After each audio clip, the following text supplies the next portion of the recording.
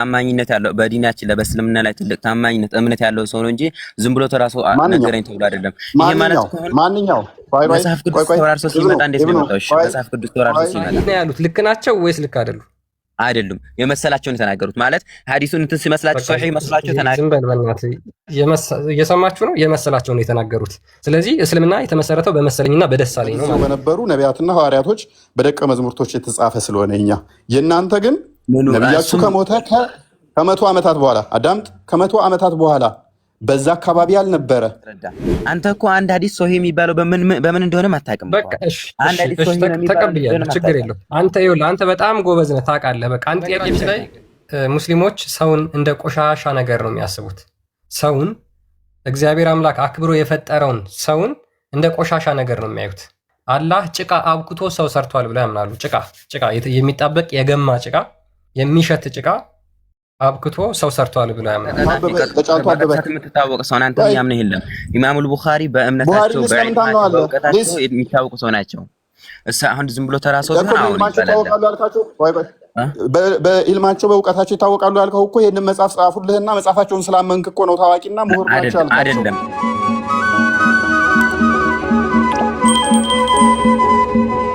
ኢብኑ ተማም እንኳን ደህና መጣህ።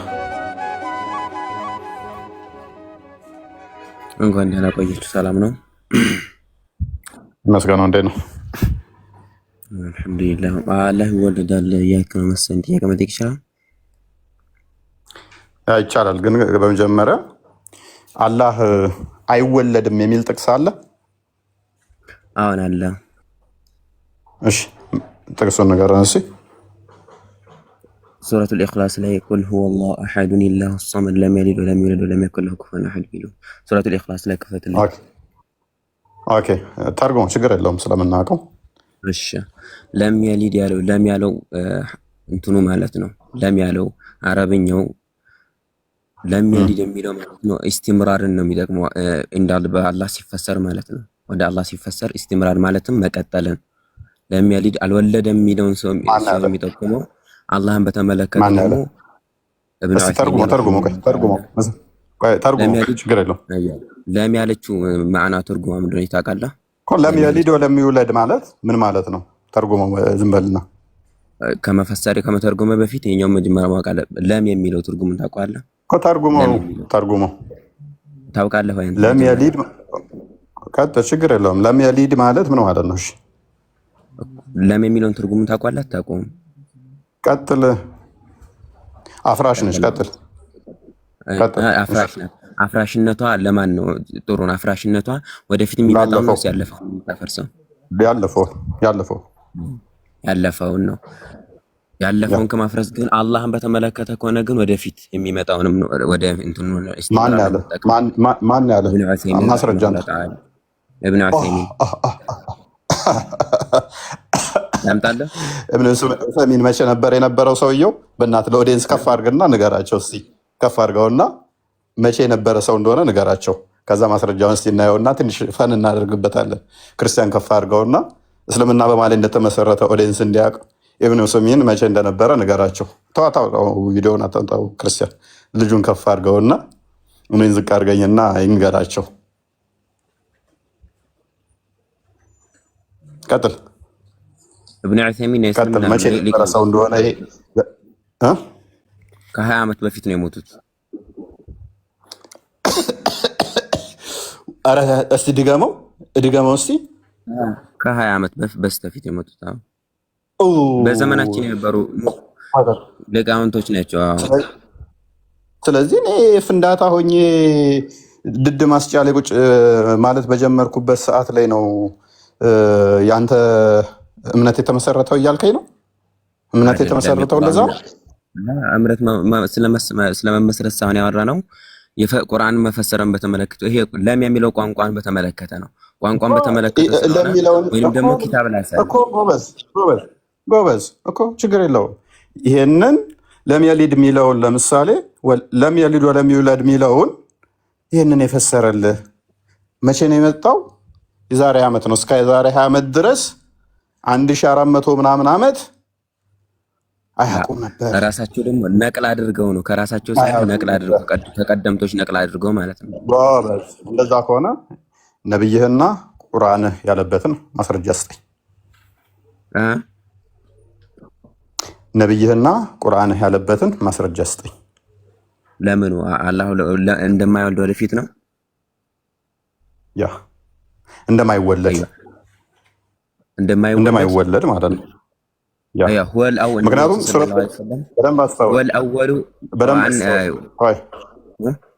በደንብ አስተውል። ሱረት ኢኽላስ የወረደበትንም አስባቡን እንዳዘነጋ ምን ተጠይቆ ይሄ ምላሽ እንደተሰጠ እንዳዘነጋ አብሮ ሊሄድ ስለሆነ በተመለከተ የመጡ ሐዲሶች ደካማ ናቸው። ስለ ዘሩ ተጠይቆ ምናምን የሚለው ነገር ሐዲሱ ደካማ ነው፣ ضعيف ነው ሐዲሱ ضعيف ነው። እንትን የሚል ሐዲስ አለ ከፊል ዑለማዎች አጽድቀውታል። መተው በጠየቁ ጊዜ የሚለው ሐዲስ እሱ ደካማ ነው፣ የጸደቀ ሐዲስ አይደለም። ችግር ቆይ ደካማ ኢቭን ዳኢፍ ተውና ሙርሳል ቢሆን ከአንተ የተሻለ ነው በእስልምና ተቀባይነቱ። ሰንበዲ መጥቶ ሙርሳል ቢለው እንኳን ሙርሰል ተቀባይነት አለው። አንተ መረጃ እስኪ ሙርሰል ተቀባይነት እንዳለው ቆይ ተረጋጋ። 45% ያህል ተቀባይነት አለው። ቆይ አዳምጥ። 45% ያህል ተቀባይነት አለው። which is ሙርሰል ሆኖ እንኳን በመጽሐፍ ውስጥ ይካተታል እንጂ ይሄ ውድቅ ነው ተብሎ አይጣልም። መጽሐፍ ውስጥ ይቀመጥና እንዲጠና ይደረጋል። ምክንያቱም ለምንድን ነው በደኝ ዳኢፍም ቢሆን ደካማ ቢባልም እንኳን ይሄ አያስፈልግም ተብሎ ከእስልምና መጽሐፍት ውስጥ አይወገድም። ለምን አይወገድም? የተላለፈው በሙስሊሞች ነው። ትጠቀመዋለህ፣ ይቻላል። ኢብን ሀጀር አልአስቀላኒ እናሳያለሁ ከፍቼ ከፈለክ። ለምንድነው እሱ የማይወገድበት ምክንያት? ቆይ ለምንድነው የማይወገድበት ምክንያት ተተባለ፣ አንደኛው ዳኢፍ ያለውን ሌላኛው መጥቶ ሳሂህ ሊለው ይችላል። አንደኛው ሙርሰል ያለውን በሌላ ሰንሰለት መጥቶ ዳኢፍ ወይንም ሙርሰል ማይሆንበት ሊፈጠር ይችላል። ስለዚህ ስኮላሮች አንደኛው ዳኢፍ ብሎት አንደኛው ሳሂህ ሊለው ስለሚችል የተላለፈው ዳኢፍም ሆነ ሙርሳልም ሆነ በክርስቲያኖች ወይም በአይሁዶች ወይንም ደግሞ ኢአማኝ በሆኑት አይደለም የተላለፈው። መረጃው እስቲል በሙስሊሞች ነው የተላለፈው። ግን አንደኛው ሲያጠና ይሄ ሰውዬ የቡሃሪን ወይንም የሙስሊምን መስፈርት አያሟላም ወይንም ደግሞ ድክመት አለበት፣ ከዚህ በፊት ዋሽቶ ያውቃል ብሎ ሊያስብ ይችላል። ወይንም ደግሞ የማስታወስ ችግር አለበት ብሎ በእንደዚህ አይነት ምክንያት ዳኢፍ ሊለው ይችላል። የተቆረጠ ሰንሰለት አለው ብሎ ሙርሰል ሊለው ይችላል። ሌላኛው አጥንቶት ደግሞ በተመሳሳይ ሳሂህ ሊለው ይችላል። ከዚህም የተነሳ የእስልምና መጽሐፍት ውስጥ አብሮ ይቀመጣል። እንደ ቴዎሎጂ አይመሰረትበትም። በዳኢፍ በሙርሰል እንደዚህ በሆኑ ሐዲሶች ቴዎሎጂ አይመሰረትም እንጂ ሰፖርቲቭ አይዲያ ሆኖ ግን መቅረብ ይችላል። ቴዎሎጂ ግን እሱ ላይ አይመሰረትም ሌላ እስካመጣለት ድረስ። መውዱዕም በየሙስሊም መውዱዕ ምንድን ነው? ምን አይነት ሐዲስ ነው መውዱዕ የሚባለው? የተቀጠፈ እሱም በእስልምና መዛግብት ላይ ይቀመጣል። ይቀመጣል። ነገርኩህ እኮ ስቲል ቆይ መውዱም ሆነ ዳኢፍም ሆነ ሙርሳልም ሆነ እነኚህ ሳሂህም ሆነ ሐሰንም ሆነ የተጻፉት በሙስሊሞች ነው። ከሙስሊሞች ውጭ አይደለም የተጻፉት ወንድሜ። መጽሐፍቶቹም የሙስሊሞች ናቸው። የተገኘውም ሙስሊሞች መጽሐፍ ላይ ነው። ሌላ ሰንበዲ ቀጥፎ እስልምናን ለማቆሸሽ እየከተታቸውም አይደሉም። ነገር ግን ስኮላሮች ሲያጠኑት አለ መሀል ላይ የሆነ ቀጣፊ ሰው ምናምን ሲኖር ሌሎቹ ቢኖሩም ራሱ የተቀጠፈበት ሐዲስ ተቀባይነት አይኖረውም። ግን የእስልምና መዛግብት ላይ ይቀመጣል። የእስልምና መዛግብት ላይ የተቀመጠው ሁላ ደግሞ ለማስረጃነት አያገለግልም። አቡ ዳውድ ላይ የተቀመጠ ዳኢፍ የሆነ ሙርሳል የሆነ መውዱ የሆነ አምጥተህ አቡ ዳውድን ላይ የጻፈው ክርስቲያን ነው ወይንም አይሁድ ነው አይደለም የሚባለው አይደለም። ነገር ግን በእነኛ ውስጥ የተቀጠፈ ብሎ እነኛዎቹ እኮ እነኚህ ዳኢፍም ሙርሳልም ሐሰንም ሳሂህም የሚገኙት የሙስሊም መጽሐፍ ላይ ነው። ሲያጠናው ስኮላሩ ግን እነኚህን ግሬዶች ይሰጣቸዋል።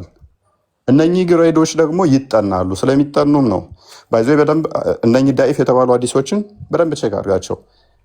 አዙቤር እንትና ዳሩሰላም ዳኢፍ ብሎ ለምሳሌ ዙቤር ነው የሚባለው ስሙ አይ ዶንት ኖ በስርዓት ፕሮናንስ አድርገው ዳሩሰላም ነው ያልከኝ። ዳሩሰላም ዳኢፍ ያ ዳሩ ሰላም ለምሳሌ ዳኢፍ ብሎ ማነው ዳሩ ሰላም? ማነው ዳሩ ሰላም? አልባኒ ግሬድ ሲሰጥ ሳሂህ ሊለው ይችላል። ዳሩ ሰላም ማነው? ቆይ ዳሩ ሰላም ይባላል። ሙስሊም ማለት ነው። አሊም ሳይሆን ከእንትን ጋር የተያዘ ሀዲሳቶችን የሚያሳትምልህም ነው። የት ጋር ነው? እስኪ ዳሩ ሰላም አሳየኝ። ዳሩ ሰላም የሚለውን ግሬድ አይሰጡም?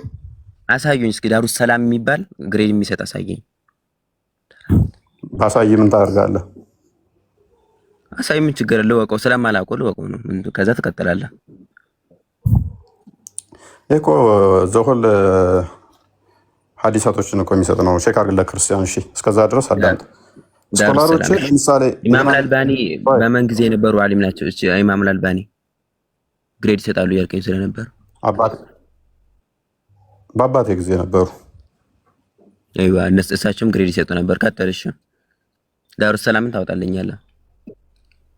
በአባቴ ጊዜ ማለት እንግዲህ ያ ማለት እንግዲህ አስበው። በአባቴ ጊዜ ማለት የዛሬ 87 ዓመት አካባቢ የነበረ ሰው ማለት ነው። ግሬድ ይሰጡ ነበር አይደል? የዛሬ 80 ዓመት የተወለዱበት መቼ ነው?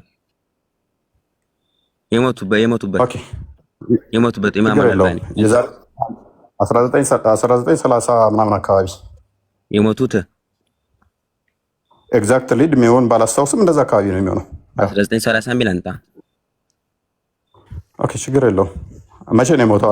መቼ ነበር አንተ ብለህ ነው የምታምነው?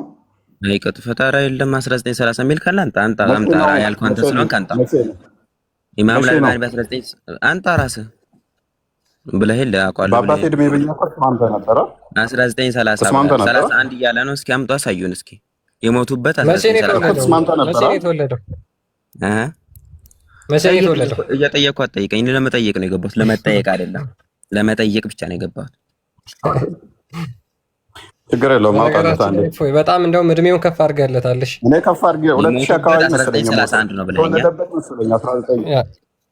እኮ የተወለደበት አካባቢ እንደዛ አካባቢ መሰለኝ። የሞተው 2000 አካባቢ ቅርብ ጊዜ ማለት ነው።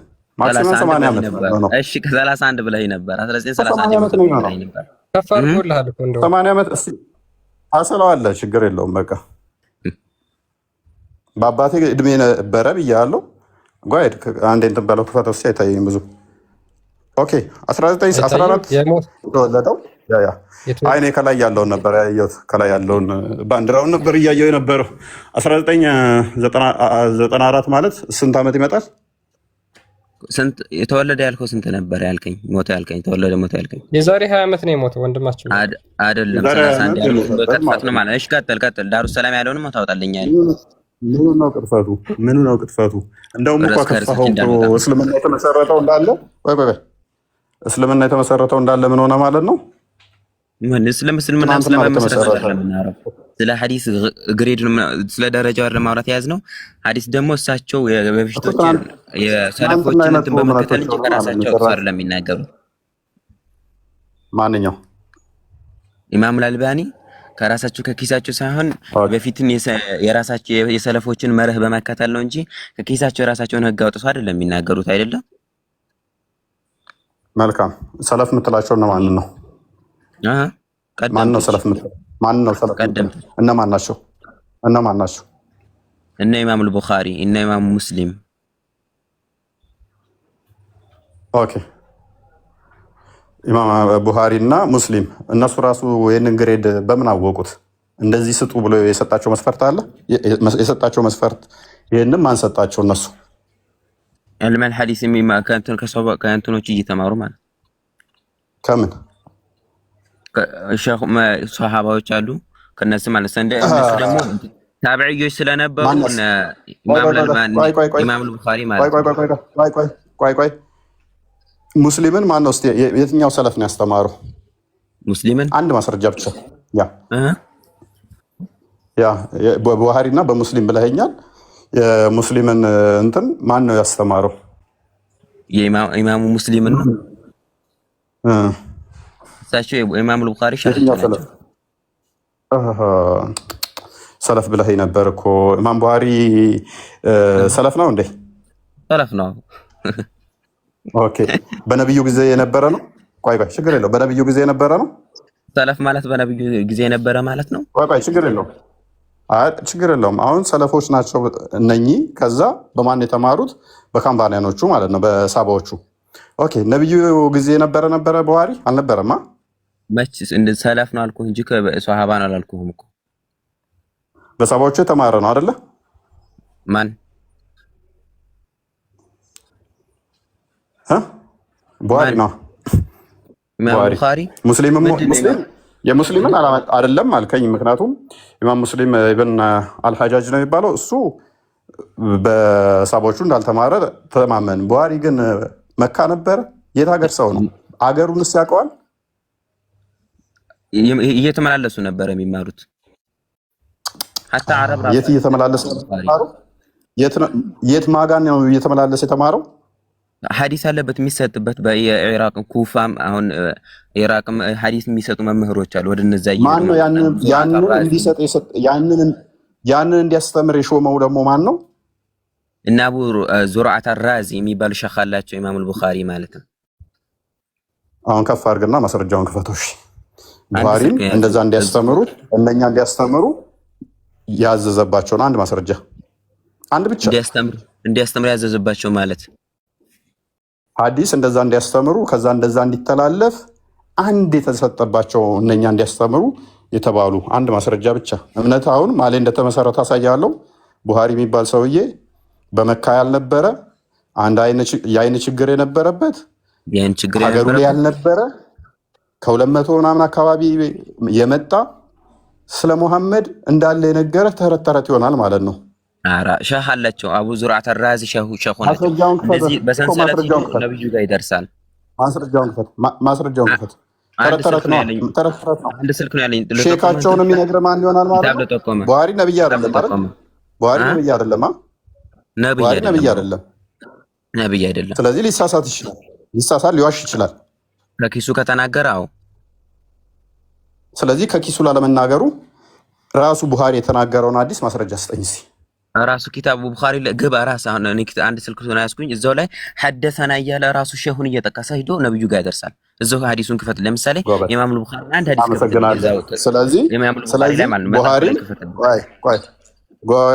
ስለዚህ ቡሃሪም እንደ ልክ እንደ ነብይ እከሌ ነገረኝ እያለ ተናገረ፣ መጽሐፍ ጻፈ። ውጭ መጽሐፍም አልጻፈም። አክቹአሊ መጽሐፍም እንትን አላለም። ወደ 666,000 ሐዲስ ዝም ብሎ ምን አለ? ጫላ ነገረኝ፣ ለጫላ ደግሞ አበበ ነው የነገረው፣ ለአበበ ደግሞ ቶሎሳ ነው የነገረው ብሎ ጽፎ ሰጠህ። ይሄንን ማስረጃ ስትጠይቀው ነብዩ ለምሳሌ ምን ብሎ አለ? እንደዚህ ያደርግናል። ለምሳሌ ራሱ ሊያጠፋ ተራራ ላይ ይወጣ ነበር ይላችኋል። ማነገረ ሲባል እከሌ የሚባለው ነገረኝ፣ ለከሌ ደግሞ ከሌ ነው የነገረው።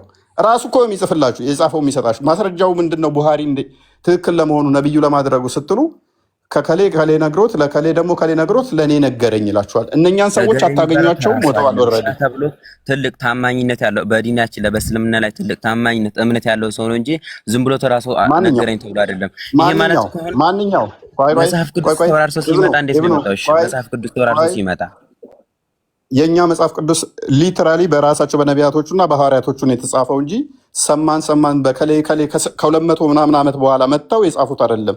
ኦልሬዲ በጊዜው በነበሩ ነቢያትና ሐዋርያቶች በደቀ መዝሙርቶች የተጻፈ ስለሆነ የእናንተ ግን ነቢያችሁ ከሞተ ከ100 ዓመታት በኋላ አዳምጥ፣ ከ100 ዓመታት በኋላ በዛ አካባቢ ያልነበረ ከ100 ዓመት በኋላ ውጪዝ አሁን እኔ ብድግ ብዬ ስለ አድዋ ጦርነት አንድም መጽሐፍ ሳላገላብጥ ምን ማለት ነው?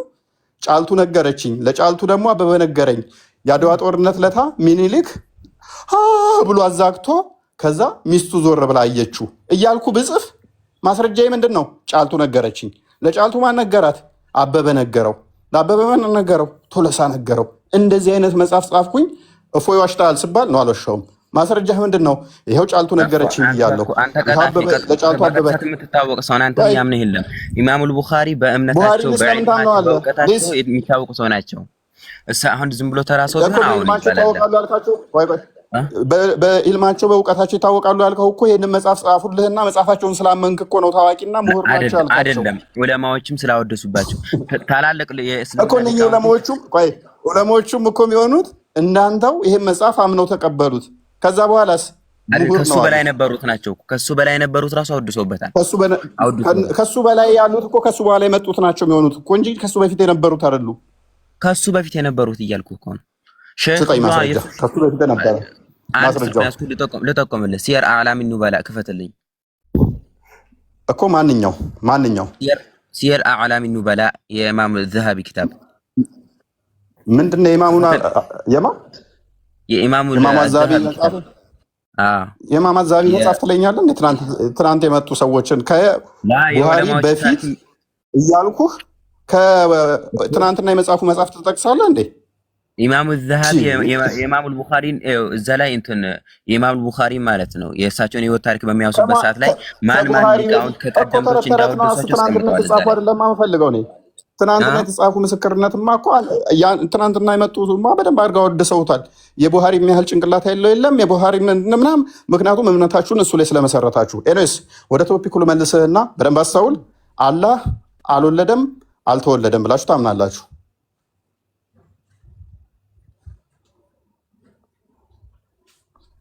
ናም ብሎ አላህ ተኝ ይቅርታ እንትን ብሎኝ ነው እንዳወጣ ቶፒኩ ላይ እናወራለን። ከቶፒኩ ሽፍት ስለሆነን አላህ አልወለደም አልተወለደም ብለህ ታምናለህ? አሁን ኦኬ። ከሌሊቱ 1/3 ወደ ቅርቢቱ ሰማይ ደግሞ ይመጣል ብለህ ታምናለህ? አሁን ኦኬ። ምን ማለት ነው ወደ ቅርቢቱ ሰማይ ይመጣል ማለት? ይመጣል ይወርዳል የሚለውን ብቻ ነው የምናሰብተው። እንዴት ይወርዳል የሚለውን እንዴት አሁን አናውቅም። መሰለን እኔ ከዚህ ከጠራ ላይ ወደ ቤት ውስጥ ይወርዳለሁ ቢባል እገባለሁ ምናምን፣ ይሄ ቤቱ ይሸፍነኛል ምናምን፣ ይሄ በሰው ልጅ ነው። አላህን በተመለከተ ግን ይወርዳል የሚለው ነገር እንጂ እንዴት ይወርዳል እንዴት አሁን አልተነገረንም፣ አናውቅም። ኦኬ መልካም።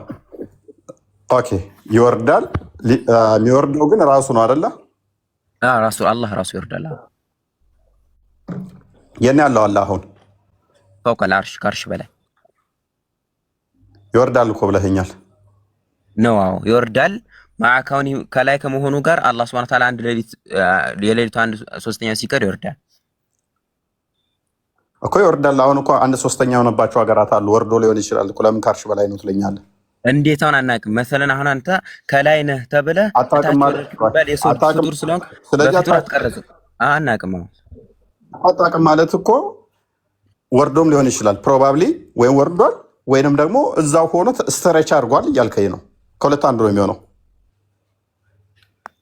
በሰው ልጅ ከቀረጽ እኛ በሰው ልጅ ሳይሆን የምንቀርጸው ይወርዳል የተባለውን ቃሉንና ማናም ትርጉሙን ታጸድቃለህ። ከዛ ባለፈ በራስህ ቀርጸህ አንድ ሰው ከላይ ነበረ ከተባለ ከታች ይወርዳል ከተባለ ላይ ያለውን ቦታ ለቆ ነው ወይስ እንዴት ነው የሚለውን ነገር ምርምር ውስጥ አንገባም። ለምን ቢባል ሳትመራመር መልስልኝ። ሳትመራመር ቆይ ከፍ አለ ስትለኝ እኮ ከፍ አለ ስትለኝ ፍጡር ነው ከፍ የሚለው እዛ ላይ በኮንፊደንስ ከአርሹ ከፍ አለ ብለህ ከፍ ማለትም ለፍጡራን ነው የሚነገረው። ዝቅ አለ ከፍ አለ ተብሎ አይነገርም። አሁን ከፍ አለ ካልክ በኋላ በደንብ አስተውል። ከፍ ያለው አካል መልሶ ደግሞ ወረደ አልከኝ። ወረደ የከፍ አለ ተቃራኒ ነው። ኮምፕሊትሊ ተቃራኒ ነው።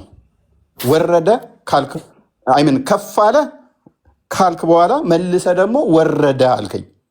ስለዚህ ሁለቱ ተቃራኒ የሆኑ አካላቶችን ነገርከኝና ከፍ ያለን ሊትራሊ ከአርሹ በላይ ነው ብለህ ተተረጎምክ በኋላ ወረደ ቅርቢቱ ሰማይ ጋር የሚለውን ግን አይ ማናውን አናቅም እንትን እንዴት ነው ምናምን ቤላ ኬፍ ብለህ ልታልፈው ማለት ነው። የከፍታውንም እኮ ቤላ ኬፍ ነው ያጸደቁት። መጀመሪያ ከፍ አለ ስል አንተ ወይም ደግሞ ይሄ አሞራ ከዚህ ከቤት በላይ ከፍ እንደሚለው አይደለም ከፍ ያለ ብለን ያጸደቅነው። አላህ Subhanahu Wa Ta'ala ከአርሽ በላይ ከፍ አለ ስንል ልክ አሞራይቱ ከዚህ በላይ ሆነ። ለምሳሌ አሞራ ከዚህ ቤት በላይ ማለት ነው ከፍ እንደምትለው ማለት አይደለም ሐሳባችን ማለት አላህ Subhanahu Wa Ta'ala ከአርሽ በላይ ከፍ ማለቱን ነው እንጂ እንዴታውን በጭራሽ እናቀም።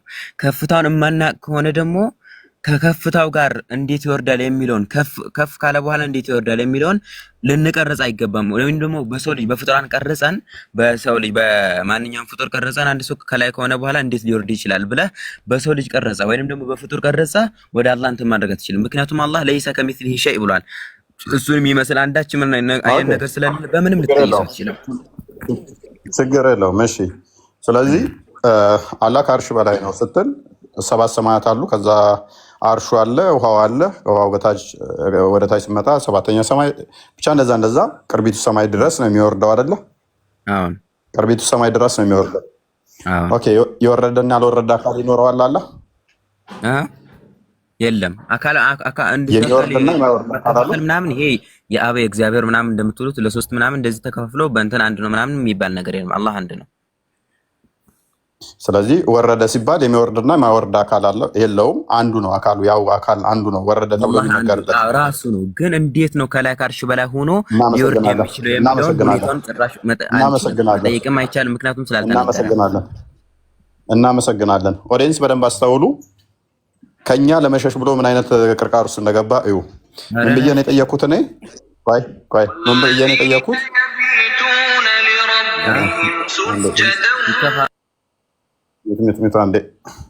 እኔ ምን ብዬ ነው የጠየኩት? ፍጡር ውስጥ የገባና ያልገባ አካል አለው ወይ ብዬ ስለው ኖ አከፋፈለ አንዱ አካል ነው የወረደው አለኝ። ያ አንዱ አካል ከአርሽ በላይ ነበረ። የአንዱ አካል ነው የወረደው። ፍጡር ውስጥ የገባና ያልገባ የሚባል የለም ካለኝ አንዱ አካል ነው የወረደው። ልክ የወረደው ሲል የቱ ድረስ ነው የወረደው? ቅርቢቱ ሰማይ ድረስ። ስለዚህ የገባና ያልገባ የለም ካለኝ ያው አንዱ አካል ነው የወረደው ካለኝ ሙሉ ለሙሉ የት መጥቷል ማለት ነው? ቅርቢቱ ሰማይ ላይ መጥቷል ማለት ነው። ይሄን ያልኩበት በሰው ልጅ ቀረጻ ነው። ይሄን አላልኩም። ይሄን አሁን እንደዚህ ብላት እኔ ወርዷል ስል ሰማይ ሸፍኖት ሰማይ ስር ገባ የሚለውን ነገር ሰማዩ ከሱ በላይ ሆኖ ከበስተቀኙ ከበስተግራው ሆኖ ይሄ ለፍጡር ሲሆን ነው። ለፍጡር ሲሆን መሰለን እዚህ ከቤቱ ጣራ ላይ ሆኜ ወረድኩኝ ቢባል እቤት ውስጥ ብገባ ከኔ በላይ ጣራው ይሆናል። ከጎን የቱ ጋር ነው ወረደ የሚባለው? ወዴት ነው መጣለው? መቀየስ አትችልም ያልኩ። ቆይ ችግር የለውም። የቱ ድረስ ነው ወረደ የሚለው ራስ ቀይሰህ ትነግረኛለህ። አላህ የነገረህን ነብይህ ነገረህን ማለት ነው። ለፍጡር እኮ ነው የሚነገረው ነበር እንደዚህ ተብሎ ተወረደ እዚህ ድረስ። ለምሳሌ ቆይ አዳም እፎይ ጣራው ላይ ነበር ከተባለ በኋላ እቤት ወለሉ ድረስ ወረደ ከተባልኩኝ ይሄ ማንኛውም ሰው የሚረዳው ነው። ወለሉ ድረስ ወርጃለሁ። ዘርዬ ልውረድ፣ በፓራሹት ልውረድ፣ በመሰላል ልውረድ፣ እንዴት ወረደ አይደለም ጥያቄ። ሊትራሊም ዛቱ አካሉ ማለት እንዳንተ እምነት ምድር ቅርቢቱ ሰማይ ድረስ ወርዷል ማለት ነው። እንዴት ወረደ? እኔም ጥያቄ አይደለም። ፈጥኖ ይውረድ፣ ቀስ ብሎ ይውረድ። በእርግጥ ሐዲስ አለ። ስለመፍጠን አይደለም፣ ይቅርታ አድርገን አወራረዱ እንዴ ዘሎ ነው የወረደው፣ በሮ ነው የወረደው። እንደዛ ሳይሆን ለምሳሌ አላህ ይሰማል፣ እኛም እንሰማለን፣ የሰው ልጅም ይሰማል። አልጠየኩም።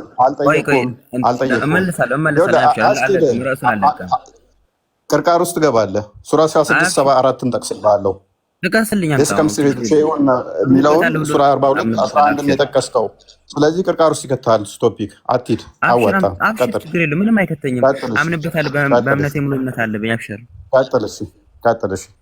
አላህ ይሰማል። ካወጣ ጥቀሰው። ሱራ 42 ይሰማል። እኛም እንሰማለን። አሁን የሰው ልጅም ይሰማል፣ አላህም ይሰማል ማለት መስማት የሚለው ነገር ተመሳሰለ እንጂ አላህ አሰማሙ ሁኔታ እንዴት ይሁን ምንም የምናውቀው ነገር የለም። አላህም ይወርዳል ሲባል እንዴት ሆኖ ይወረድ አወራረዱ ሁኔታ እንደገና እኛ የምናውቀው ምንድነው? አላህ Subhanahu Wa Ta'ala ከሱ በላይ ምንም ነገር እንትን ሊል እንደማይችል ከሱ ከበላዩ ማለት ምንም ነገር እንትን አይል ማይሸፍነው አይሸፍነው ምናምን የሰው ልጅ ልክ አሁን ለምሳሌ አንድ ሰው የሆነ ነገር ውስጥ ገባ ከተባለ እንደሚሸፍነው ለአላህ እንደማይሸፍነው እናምናለን። ምክንያቱም አላህ ከሰው ልጅ ባህሪ የጠራ ስለሆነ እንዴት ሆኖ እንደሚወርድ አምላክ ስለሆነ ምንም አምሳያ ስለሌለው ምንም ተቃራኒም ስለሌለው ተቃራኒም ወይም ደግሞ እሱን የሚመስል ወይ እሱን ደግሞ አይቶ ስለሱ የነገረን አካል ስለሌለ እንዴት ሆኖ ይወረድ ከወረደ በኋላስ እንዴት ይሁን ሐለቱ ምንም የምናውቀው ነገር የለም ማለት ነው። ስለዚህ ጭራሽ መግባትም አንችልም፣ ምክንያቱም ያልተነገረን ርዕስ ስለሆነ። ኦኬ፣ እናመሰግናለን ወንድማችን። ለወደፊቱ በደንብ አስተውል፣ አታስመስሉ ካልክ በኋላ ራስህ የሚመሳሰል ኤግዛምፕል እንዳጠቅስ ደግመህ ሱራ 42 11 አዳምጣ። ሱራ 42 11ን ስጠቅሰው ሰዎችን ለሰዎች ሴትና እንስሳቶችን እንደፈጠረ በሱም እንደሚያበዛቸው አላህ ቢጤ አይምን አምሳያ እንደሌለው እሱ ሰሚ ተመልካች እንደሆነ ተናገርክ። እዛ ጋር የተጠቀሰው ክፍሉ አላህ ሚስት የለውም ለማለት የመጣ ነው። እነኛ በሚስት አዳምጥ አደረበኝ በሚስት እንደሚባዙ እንደሚያድጉ ለሱ ግን ሚስት እንደሌለችው ያንን ለማምጣት ነው አምሳያ የለውም የሚለው የመጣው። ሰሚው ተመልካቹ ነው የሚለው እዛው ላይ ራሱን ያፈርሰዋል። እኔም ሰሚ ተመልካች ነኝ፣ አላህም ሰሚ ተመልካች ነው። እንዴት ነው የሚሰማው ብሎ ክፍሉ ላይ ባላለበት ላይ እንዴት እንደሚሰማ እናቅም እንደዚህ ብለህ ኢንተርፕሪቴሽን እንዳሰጥ ክፍሉ ስለማይል ማለት ነው። እኛም እንሰማለን እሱም ይሰማል። አንተ ያመጣኸው ግን ምንድነው? ይህንን ኤግዛምፕል ሰራህና እኛ እንሰማለን እሱ ይሰማል ግን እንዴት ነው ምናምን አንልም ብለህ አመጣ። ሱራ 1674 ላይ ደግሞ በምንም ከአንተ ጋር በምሳሌነት እንኳን እንዳትጠቀም ብሎ ቁርአን ይከለክልሃል። ይህም በሚከለክልህ ላይ የራስህን ሰሚነት ካላ ሰሚነት ጋር ካመጣ በኋላ የራስህን ማየት ካላ ማየት ጋር ከነገርከኝ በኋላ አይ አናቅም ደግሞ ማለት ከቁርአን ጋር መጋጨት ነው። ሲቀጥል አላህን ምንም የሚጋርደው የሚከለክለው ነገር ላይኖር ይችላል። አናቅም ያየውም የለም አልክ። እስቲል አሁንም ግጭት ነው። ምክንያቱም አላህ ሂጃቡ ሸፍናው ነች ያለችው። አላህ በሂጃብ ተሸፍኖ ሳለ ምንም የሚሸፍነው የለም ብለህ መናገርህ እስቲል ስህተት ነው። በደንብ አስተውል። ብዙ ባወራ ቁጥር ነጥብ ትጥላለህ።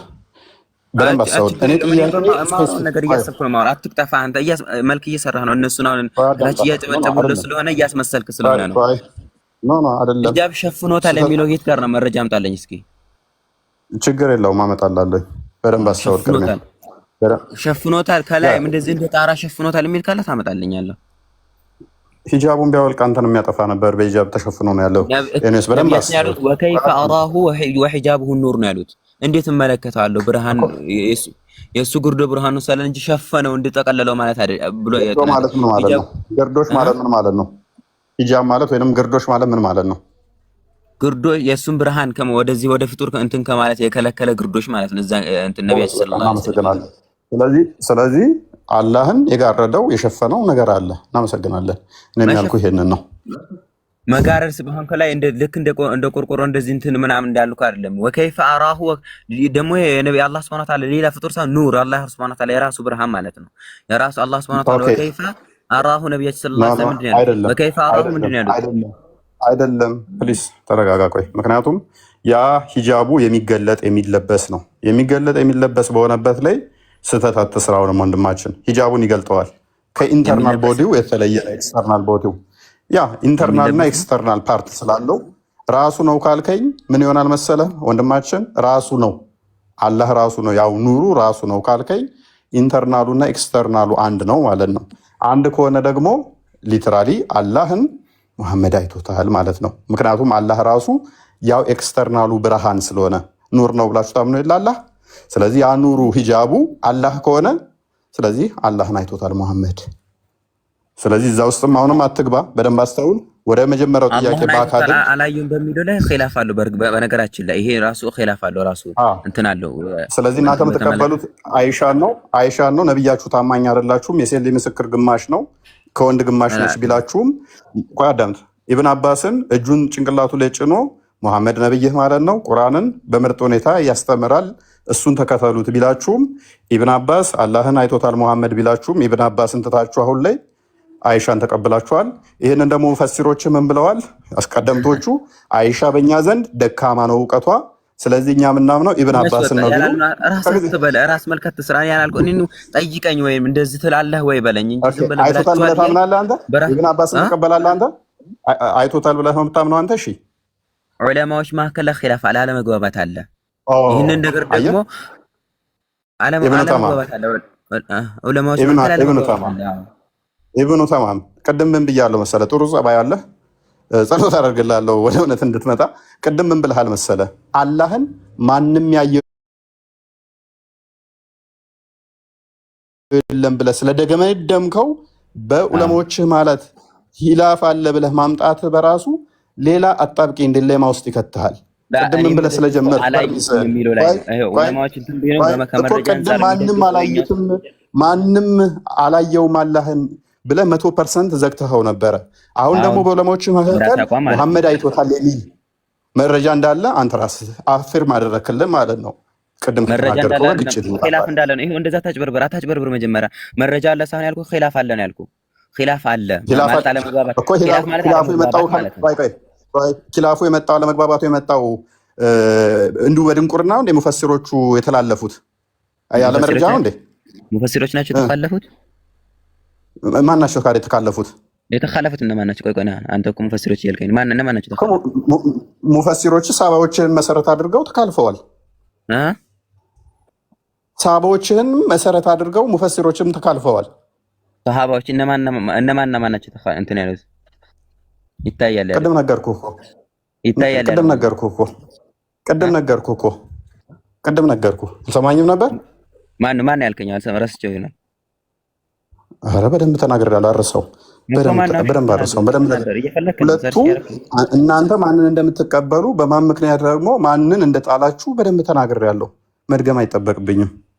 መጣል አይደለም ደግሞ እስልምና ላይ አንድ ነገር ይሄኛውን መሀይም ወደ መጀመሪያው ተመለስ። ቆይ አንተ ነህ እኮ እዚህ አጣብቅኝ ውስጥ የገባኸው አንተ ነህ። ምክንያቱም ተካልፈዋል ካልክ በኋላ መረጃ እንደሌለ እንደዚሁ በሜዳ እንደተካለፉ ካደረግከው፣ ስለዚህ እንዲሁ የሚካለፉት ያለ መረጃ በድንቁርና ይሆናል ማለት ነው። እንደዛ አልወጣኝም። ስለዚህ እንደዛ ካልሆነ ደግሞ ሁለቱ መረጃ አላችሁ የተካለፉት መረጃ ደከም ያለ ሊሆን ይችላል። እንደዛ ሳይሆን እንደዚህ ብለሃል ብለህ እኮ እኔ ሌላ ነገር አትለጥፍ። እንደዚህ ሆኖ ሊሆን ይችላል ማለትም የተደገፉበት እንትን ማለት ነው። መረጃ ደከም ያለ ሊሆን ይችላል። አንደኛው ማለት ነው። አንተና ያልከው እሱ አቡ ሱፊያን አንዴ ያ ቀደም እኮ እሱን ነገርኩህ። በኢብን አባስ የመጣውን እኮ አቡ ሱፊያን አንዴ ሚታር አቡ ሱፊያን አንዴ ሚታርክ በኢብን አባስ በኩል የመጣውን አይተውታል የሚለውን እኮ ነገርኩህ። ጠንካራና በደንብ ተቀባይነት ያለው እንደሆነ እኮ ነገርኩህ። የአይሻን የሚጥሉት እንዳሉ በምን ምክንያት እንደሚጥሏትም ብዙ ማስረጃዎች ልሰጥ እችላለሁኝ። አሁን ዋና ቶፒካችን ይሄ ስላልሆነ ስላነሳኸው ነው። የሁለቱንም ነገርኩህ ገና ስንት ስትላቸው። ስለዚህ ወደ መግባቱ ላይ ተመለስና ወደ ቅርቢቱ ሰማይ ላይ ይመጣል ወይ? ያ ይመጣል። እንዴት እንደሆነ እሱን አናውቅም ነው አይደል? አሁንም አናውቅም፣ አመጣጡ እንዴት እንደሆነ አናውቅም። ስለዚህ ከሙሉ ለሙሉ ገብቶም ሊሆን ይችላል፣ ስተረሻ አድርጎም ሊሆን ይችላል። ገብቷል አንልም። ገብቷል እንትን ማለት ገብቶት ስትል ሙራድ ሰማይ ሸፍኖት ምናምን ይሄን ልትል ነው። ሰማዩ ከበላይ ሆኖ ምናምን ልትል ነው። ያ ምክንያቱም ወደ ቅርቢቱ ሰማይ ይመጣል ከተባለ ምክንያቱም እንደዛ አይመጣም የሚል ባሌለበት ላይ እሺ ይህንን ያልክበት ምክንያት አላህ Subhanahu Wa Ta'ala ሰማይ ውስጥ ገባ ከተባለ ከላይ ሰማዩ ይሆናል ያልከው ምክንያት በፍጡር ቀርጸህ ነው አይደለም። ምክንያቱም አንድ ፍጡር የሆነ ነገር ውስጥ ገባ ከተባለ ያ ነገር ከላዩ ሸፍኗል የሚለው ነገር ይዘህ ነው አይደለም?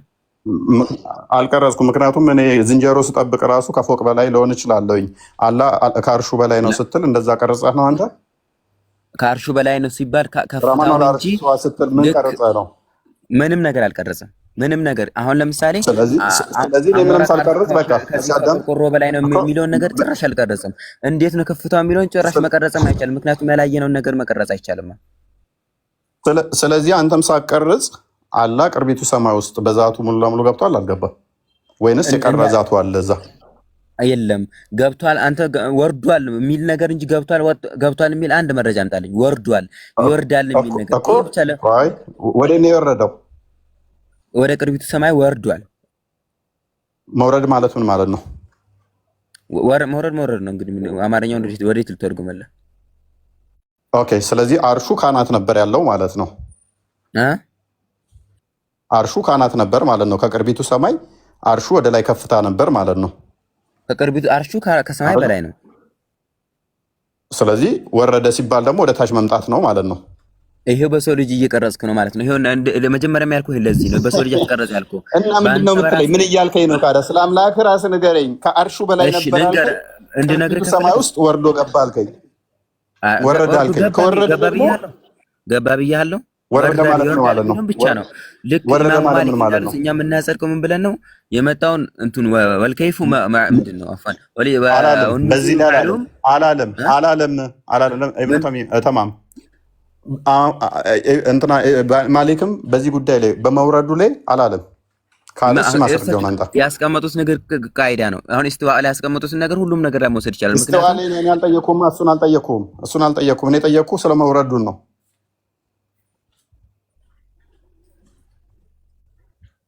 እኮ ስለመውረዱ ከሆነ ደግሞ ማለት ነው። እሺ ስለመውረዱ አንዴ ላብራራለህና አታቋርጠኝ። ምላሴ ላይ አንድ እንትን ልበልልህ። መውረዱን በተመለከተ አላህ Subhanahu Wa Ta'ala ይወርዳል አሉ ነቢያችን ሰለላሁ ዐለይሂ ወሰለም። ነቢያችን ሰለላሁ ዐለይሂ ወሰለም ምን አሉ? አላህ ይወርዳል አሉ። ይወርዳል ሲባል አንተ ምን ቆይ እዚህ አእምሮ ላይ አንዴ ምን ሊመጣ አንዴ ይችላል? አንዴ አብራራው። ወይ አላህ ሲል ነብይ አላህ ሲል ምኑን ነው አላህ ይወርዳል ያለው? አላህ ራሱ ማንነቱ አላህ ራሱ ማለት ምን ማለት ነው? አላህ በቃ እፎይ ስለምን ምን ነው ማለት እፎይ በለህ ራሱ ከአርሽ በላይ ያለውን አካል ሙሉውን ነው። ኦኬ ከአርሹ በላይ ያለውን እርሱን ነው ይወርዳል ያለው። አላህ እንደ ስላሴ እኮ የተከፋፈለ አይደለም፣ አንድ አካል ነው። ስላሴ አይደለም አላህ።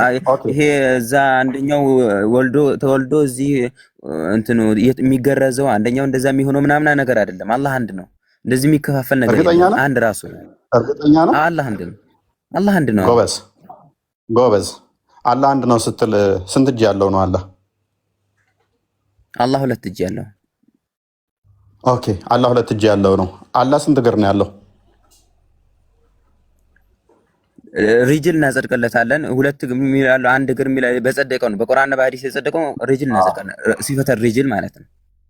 ኦኬ ሁለት እግር ይኖረው አንድ እግር ይኖረው የምታመልከው አለ እስካሁን አታውቅም። ሪጅላይን እሺ ችግር የለውም። ስንት ታፋ አለው? ስንት ታፋ አለው? ታፋ የሚል መረጃ እንዳላቅ። ኦኬ የለውም ታፋ። እሺ ባት ስንት ባት አለው? የለውም አይደለም ስንት ባት አለው? ችግር የለውም። ስንት ባት አለው? ዝም ነው የምንለው። እሺ ዝም ብያለሁኝ። ስንት ባት አለው? ስንት ይኑር አልታወቀም። ስለ ባት እንዳለው ብቻ እናጸድቃለን። ቁጥሩ አልተነገረም። እሺ ጭንቅላትስ አለው የለውም? አልተወራም። ምንም አልመጣልንም። የመጣለን ነገር ኦኬ ብልትስ ወሸላ ነው ወይንስ የሴት ብልት ነው ያለው? ብልት ለምንድን ነው የሚያገለግለው? እግርም ለመሄጃ ነው የሚያገለግለው። ታፋም እግርም መያዣ ነው። ዝም ብለሃል እሱ ላይ። ጭንቅላትም አንገታችንን ላይ የተገጠመ ማሰቢያ ነው የሚያገለግለው። ቆይ ልስን ብልት አለው የለውም? ምንም ነገር የመጣ ነገር የለም። ዝም ነው ምንም አልመጣም።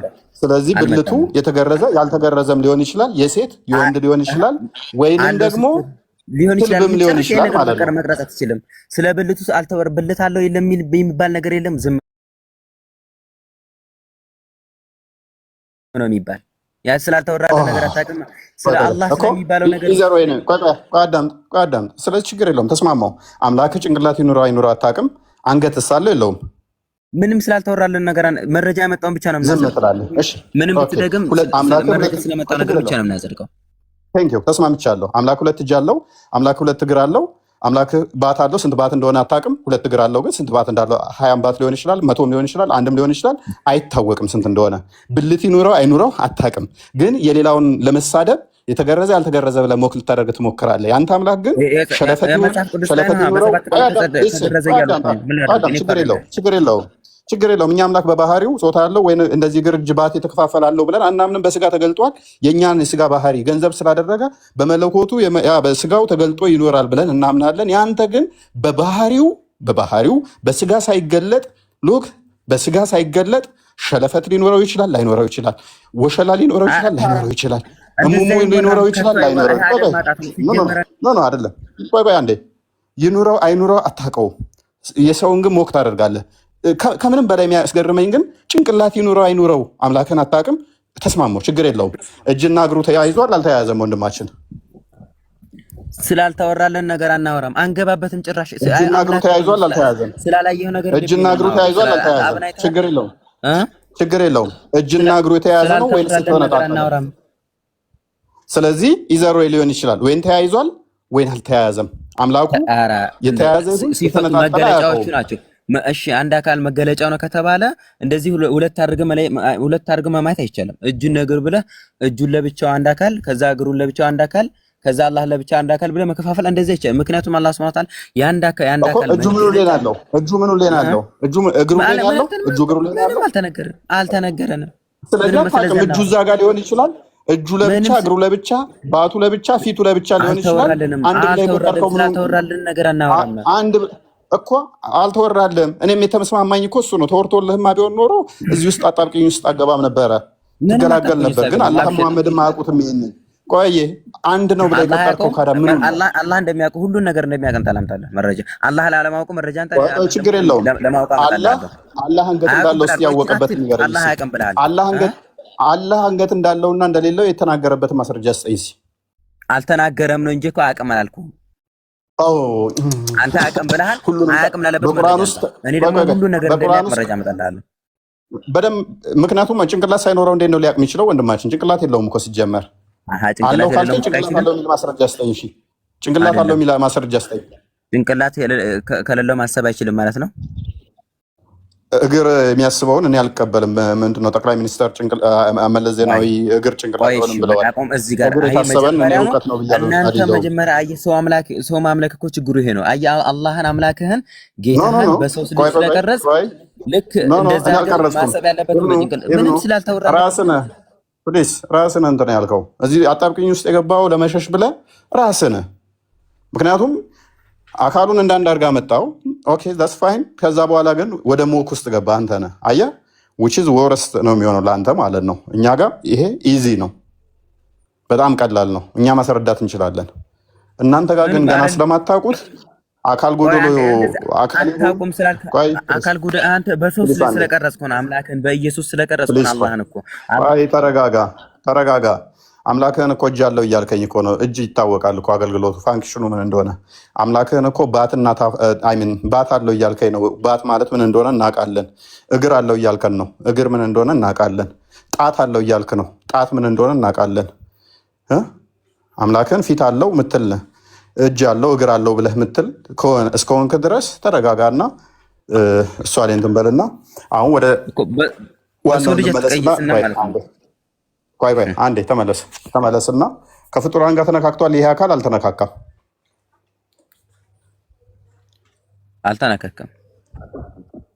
ኦኬ አደምን በእጆቹ ነው የፈጠረው አይደለም? በእጆቹ ነው የፈጠረው። ታዲያ ምንድን ነው እሱ አልተነካካም ብትለኝ? በእጁ ከፈጠረ በእጁ ፈጠረ ማለት እንዴት አድርጎ ይፈጠራ? የምናውቀው ነገር የለንም። አልተወራ በእጁ ሊማ ኸለቅቱ ቢየደይ ያለ እንጂ እንዴት አድርጎ ይፍጠር የምናውቀው ነገር የለም። እንዴትም ይፍጠር እኔ ሲፈልግ አድቦልብሎ አስተኝቶት የሚፍጠር አቁሞት እንደዛ አይደለም። አትሽሽ። ስለዛ አይደለም ማውራት ያዝ ነው። በምን ቅርጽ ፈጠረው ስለሚለው አይደለም ማውራት ያዝ ነው። አይው አየህ የምትሸሽበት ምክንያት በምን ቅርጽ ፈጠረው ምናምን የሚለውን ሳይሆን ያ ማውራት ያዝ ነው። እንዴት በእጁ ነክቶ ነው አልነካም? ይሄ የሚባለው ነገር ሲጀመር አላህ Subhanahu Ta'ala ምንድነው ሊማ ኸለቅቱ ቢየደይ ነው ያለው። በእጅ ለፈጠርኩት አለ እንጂ እንደዚህ አንተ በእጅ ሲባል በእጅህን ነገር ሰራው ሲባል እንዴት በእጅ አጨመላልቀህ ምናምን ነው የምትሰራው። ያንን ነገር ወደ አላህ ልትወስድ ስለፈለክ ነው። ጭራሽኛ አልተወራለንን ነገር አናወራም። በቃ ትልቅ መርህ ነው። ስለዚህ ከፍጡራን ጋር አይነካካም። አዎ አይነካካም። አንድ የቁርአን ማስረጃ ብቻ ስጠኝ እስቲ ከፍጡራን ጋር አይነካካም የሚል። ለይሰ ከሚስሊ ሸይ። እኔ አልጠየቅኩም እሱን። ማንም አይመስልም፣ ይመስላል አይመስልም አይደለም ጥያቄ። ፍጡር ጋር መነካካት የእንትን ባህሪ ነው፣ የፍጡራን ባህሪ ነው። እርስ በርስ መነካካት ማለት ነው። መልካም ነብይህ ዋሽቷል ማለት ነው። ቁርአንህም ዋሽቷል። ሰማይን በእጆቹ እንደሚጠቀልላት በእጁ እንደሚነካት በጣቱ እንደሚይዝ የተናገረው ዋሽቷል ማለት ነው። አያያዙ እንዴት እንደሆነ ከይፍያውን አውቀዋል። ከይፍያውን አውቀዋል እንዴት እንደሚነካ። ኦኬ እንደሚነካ ደግሞ ላሳያ። ሚሽካት አልመሳቢያ 119 እና አንዴ ክፈትልኝ ክርስቲያን። ኦኬ በሁሉም ይዛሃለሁ። አይዞህ ጸባይን አደንቃለሁ፣ ግን እያንዳንዱ ላይ ነጥብ እየጣልክ ነው። አብቸር ችግር የለውም። የማምንበት ሰርች ጉግል ነው። ጉግል በነገራችን ላይ የእንትኑን ትርጉም ጭራሽ ማለት ነው የጉግል ተፍሲር ማለት ነው። ይሄ ምንም እንደማናደርግ የሆነን ሐዲስ እንደማናደርግ ተርጉመዋል። ታውቃለህ አይደል? አራስ ችግር የለም። አብሽር የኪታቡ ነው ይሄ፣ ጉግል አይደለም ወንድማችን፣ ኪታቡ ነው ይሄ፣ ኪታቡ ነው። አይዞህ ይሄ አረብኛውን አድርግለት። ና ማይኩን አንሳ እና قاتل عن النبي صلى الله عليه وسلم قال خلق الله آدم حين انتن خلق الله ودنتن ودقن تقارقلኝ በቃ ሙሉ አንዴ ትቀጥላለህ። እፎይ በቃ ውሸታም አንተ ራስህ ቆይ ትቀጥላለህ። ውሸታም ከሆንኩማ ከነብይ ጋር ተመሳሰልኩ። ትከተለኛለህ ነብይ መስዬ። خلق الله آدم حين خلقه فضرب كتفيه اليمنى فأخرج ذريته بيضاء كأنهم در وضرب كتفيه اليسرى فأخرج ذريته سوداء كأنهم الحم فقال للذي في يمينه إلى الجنب ولا أبالي وقال أنتم مخرجنا متعلم حديث تقارك لي رواه ما نميله ጨርሰዋል። ولا أبالي وقال للذي في كفيه اليسرى إلى النار ولا أبالي ها يتعلم نكام ميل يتعلم من دنا ميله ترجمه ايش ملسني خلق الله آدم الله آدم الفتار حين خلقه بفتره ጊዜ ቆይ ማለት ፈስር ይተረጎም ከሆነ فضرب متى كتفيه መታው ማለት ነው ቆይ ነካው ሚል መታው ማለት ነው አ ነካ ብቻ ሳይሆን መታና መጣውልኝ ቆይ ማንን ነው የመታው كتفه اليمنى ማንን ነው የመታው ቆይ ደህና ታንጣጣ ትግባ ፕሊስ ቃኝ አቡ ሱፊያን ሆሎን እባክህ ተረጋጋ አሸኛው በቃ ቀኝ ትከሻው ምን አደረገው አላህ ያደምን ቀኝ ትከሻ ምን አደረገ فضرب متى ነው የሚለው ሐዲሱን ደረጃ ምን ያለን ገና ሐዲሱ የጸደቀን አልጸደቀን فضرب كف ከቡሃሪ ላይ ሁሉ ፕሊስ ያመታቱን ከፍያ ቡኻሪ አይደለም አህመድ ነው ኢማም ቡኻሪ አይደለም የሚለው ኢማም አህመድ ነው የሚለው አይ አዳምጥ ችግር የለውም መታው አይደለ ምኑን ነው የመታው ከቲፋው ቀኝ ትከሻው ማለት ኦኬ ኔክስትስ ቀጥል እሺ فأخرج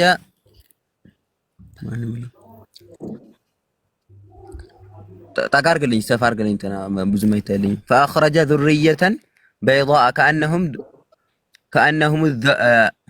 እስኪ ጠጋርግልኝ እንትና ክርስቲያን ሰፋርግልኝ እዛ አካባቢ ላይ ሁለተኛው መስመር ላይ ማለት ነው ሶስተኛው መስመር ላይ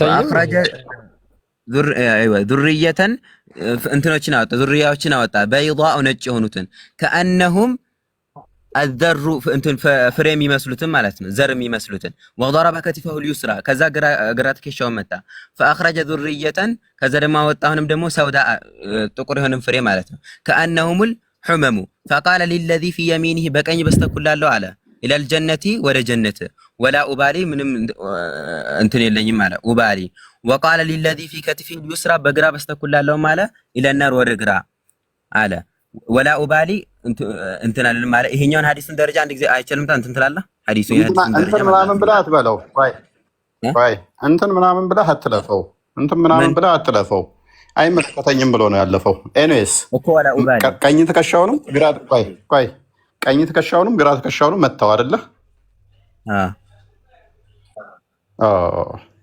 ስለዚህ አላህና መሐመድ አላህ አደምን ነካ አለ ብለህ ቃል በቃል አለ ብለህ አቡ ተማም ምንድነው እሱ ሎክ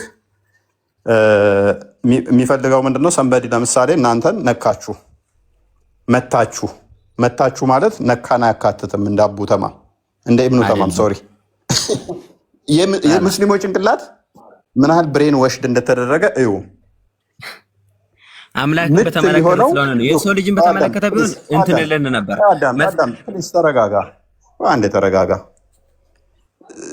የመታው ሳይነካው ነው የመታው እንደ ኢብኑ ተማም አልነካውም በቃ መታው ማለት አልነካው ማለት ነው አንድ ነገር መታችሁ ማለት ነካችሁ ማለት ነው ስለነካችሁ ነው ምቱ የተሰማችሁ ምን አይነት ሎጂክ ነው ግን ሙስሊሙ የምትጫወቱት መታክ ማለት ኦሬዲ የተቀጠፈ ሐዲስ ነው አይደል አሰን የተቀጠፈ ሐዲስ ነው ያመጣው ሲጀመርም ምንም የተቀጠፈ አይደለም እኔ ገና ከቡሃሪና ከሙስሊም ልሰጥ እችላለሁ ይሄንን እስልምና ለቅ ይወጣለው በለኝ ከሁለቱም ከሙስሊምና ከቡሃሪ ሰጣለሁኝ በደንብ አስተውል ሳሂህ የሆነ ግሬድ ሰጣለሁ ችግር የለብኝም ገልብጣ እንደምትረዳ ቃለው ለምን ትሞጣው ምን ታደርገኝ ደግሞ ለምን ገልብጣ ታደርገኝ ግን ከዚህ በፊትም የሆነ ሐዲስን አሞላቀ እንደተረዳህ ቃለው የሆነ ሐዲስ ጭርስ በማይተረጉመው አይ አታርቅስ አሁን ሌላ ቦታ ውስጥ አትግባ የተገለበጠ እና እንትን ከመሰለ ሐዲሱ ነው የሚሆነው በደንብ አስተውል ትንሽ ከፍ አድርገው ክርስቲያን ሐዲሱን ኖ ወደ ላይ ተቃራኒ ግሬዱ ምን ይላል ወንድማችን አንብበው እስኪ። حكم صحيح الألباني إسناده يضعفه دم አለ يضعفه لما አንድ ቀደም የተናገርኩት እንዳትረሳ ከፊሉ ለማዎች እንትን ብለው አይ ከፊል ምናምን አትበል የትም አታመልጠኝም አልኩህ እኮ صحيح ግሬዱ صحيح አንዴም ብለህ ነበር በራሱን ቀደም የተናገርኩት እንዳትረሳ። አንድ አሊም ሶሂህ አለ ማለት ሌላኛው ضعيف ሊል ይችላል። አንደኛው ضعيف አለ ብሎ አንደኛው ሶሂህ ሊል ይችላል። ይሄ ሙተፈቅ አይደለም ማለት ነው። አይ ተረጋጋ። ስለዚህ ይሄንን ሐዲስ ዳኢፍ ያለ ማንም የለም። በመጀመሪያ አዳምጥ፣ በደንብ አስተውል። ማንም የለም እርግጠኛ ነው። እስኪ እንደሌለ መረጃ እስቲ ይሄው ሰሂህ ብለውታል። ዳኢፍ ያለ አምጣልኝ አንተ። ይሄንን ዳኢፍ ነው እሳቸው የራሳቸውን ሶሂህ ያለው እንጂ ማንም ዳኢፍ ያለ የለም ያለበትን መረጃ አንጣልኝ። እኔ እኮ ነገርኩህ እኮ ተጨማሪ ብዙ ሰዓት አዲስ ሰጣለሁ። እዚህ ላይ ግን እስልምና ለመወጣት ለተናገርካት ንግግር አታመጣ። ቆይ ማንም ዳኢፍ ያለው የለም ብለሃል። ይሄንን ያለው ማን ነው? ማንም ዳኢፍ ያለው የለም ብሎ የተናገረ ማን ነው? ይሄው በደንብ አስተውሉ። ማንም ዳኢፍ አልተባለም ካልኩኝ ምክንያቱ ምንድነው? እሱ ይሄው ሰሂህ ስለተባለ ሳሂህ ስለተባለ ትክክል ነው ስለተባለ አልባኒ አልባኒ አንድ አሊም ነው ያልኩን። አንድ አሊም ሶሂህ ያለ ማለት ሌላ ሁሉም አሊም ወይ አሁን ርዕስ ሽፍት ከማድረግ በፊት በደንብ አስተውሉ። ቃል በእናትህ ሚውተር በደንብ አስተውሉ። ከፍጡራን ጋር አይነካካም ብሎ ነበረ። ከመነካካትም በላይ አደምን ትከሻው እስኪነቃነቅ አድርጎ ትከሻው መጥቶ እስኪነቃነቅ ያለችው መረጃ መምጣ እዚህ ጋር አዳምጣ። እሺ ትከሻውን እስኪነቃነቅ ያልክበትን እኮ አዳምጣ። እሺ አዳምጥ። እሺ ትከሻውን መቶት ምን አይነት ምት? ከትከሻው ላይ ነጫጭ ጉንዳን የሚመስሉ ዘሮች እስኪራገፉ ድረስ ነው የመታው። ከዛስ ከትከሻውና ወጣ እስኪራገፉ ድረስ የሚላለ ትከሻውን ሲመታው ምንድን ነው የሆነው? አንተ መረጃውን አወጣው ምንድን ነው የሆነው? እስኪወጣ ድረስ መታ የሚል የለም። አንተ እስኪ እንደዛ የሚል ካለ አንጣልኝ። አንተ አዲሱን አንተ መልስልኝ። እስኪራገፍ ድረስ እንደዚህ በደንብ አድርጎ መታ ያለውን አንተ እስኪ በራስ ትከሻውን ሲመታው ከትከሻ ውስጥ ምን ወጡ? ጉንዳን የሚመስሉ ዘሮች ወጡ አይደለ? አንተ ያልከው ምንድን ነው? እስኪወጡ ድረስ መታው ነው ያልከው። እስኪወጡ ድረስ መታው ያልከውን አንጣልኝ መረጃ እስኪ አዲሱን አንጣልኝ። እንደዚህ የሚለው ኦኬ። ትከሻውን ሲመታው ምንድን ነው የሆነው? ትከሻው ከቀኝ ትከሻው ምንድን ነው የሆነው? ሲመታው ወጣ ማለትና እስኪወጣ ድረስ መታው ማለት አንድ ነው እንዴ? ሲመታው አልወጣም፣ ወጥቷል። አየሽ እንዳትሸሽ፣ አብሽር። እስኪወጣ ድረስ መታው። ሁለት ጊዜ ትከሻው መጥቶታል። አንዴ ቀኙን አንዴ ግራውን እኮ ሲወጣ ድረስ መጥቶታል። ምክንያቱም ምቱ ምን አይነት አንድ በቃ ችግር የለውም።